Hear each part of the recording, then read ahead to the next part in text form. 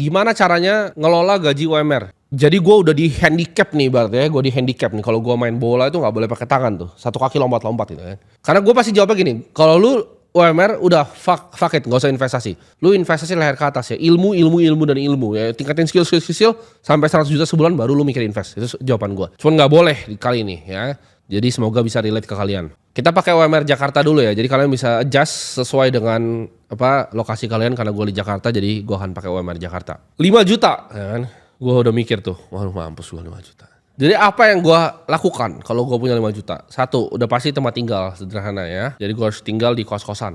Kos-kosan gue udah cari. Jadi ini gue riset. Ini actually gue riset. Jadi gue gak sembarang keluarin angkanya dari mulut gue. Kos-kosan itu yang masih layak menurut gua untuk gua tinggal tuh 1,5 juta ya per bulan. Itu masih oke lah. 3x3 ada ranjangnya, gua bisa ada laptop situ. Itu 1,5 juta angkanya. Nah ini makan nih. Makan tuh realistis ya. Gua budgetin 1 juta sebenarnya. Ini buat lu ada yang aneh-aneh.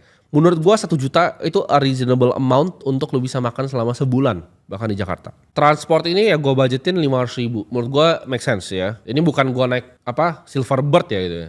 Itu langsung habis kali 500.000. Ini naik angkutan umum ya. Satu lagi pengeluaran yang menurut gua wajib, internet mungkin ada dari kos, tapi kan kita butuh bayar internet sendiri dan utilities yang lain gitu, kebutuhan yang lain-lain itu gua budgetin di 200.000. Ini gua coba sehemat-hemat mungkin ya. Berarti dikurangin semua, kurangin transport 500.000 ya, 200.000 untuk utilities. Uang gua tuh basically sisa 1,8 juta. Nah, gua nggak bakal kemana-mana ya. Jadi kalau kalian, budget entertainmentnya mana? Nggak ada. Ini kondisi untuk gue seorang diri ya, ini bukan keluarga. Karena gue gak bisa bayangin kalau gue berkeluarga, karena gue belum berkeluarga. Karena gue di cap UMR ya, jadi kan gue stabil. Gue tahu gue akan dapatnya UMR kecuali gue bego dibecatkan. Tapi ya basically gue UMR terus lah, kita ngambil yang gampang ya. Gue UMR terus, gue gak bisa dapetin fluktuasi income. Gue gak punya income tambahan, gue gak bisa kerjain something yang overtime dapat uang lebih. Gue gak bisa jualin skill gue gak bisa jualan barang orang lain, service orang lain gak bisa gue jualan. Gue cuma bisa kerja yang sama gitu. Gue itu udah pasti 100% ambil investasi yang paling agresif yang bisa gue ambil. Balik lagi, ini bukan buat lu. Ini cara gue ngatur gaji UMR. Ya, jadi ini kalau punya ilmu kayak gue bakal ngapain. Kenapa? Karena gue dapat kestabilan dari pekerjaan gue. Gue tahu at least gue bisa makan kalau gue spendnya cuma 1,8 juta. Nah 1,8 juta itu mungkin gue kepikiran 2 skenario ya.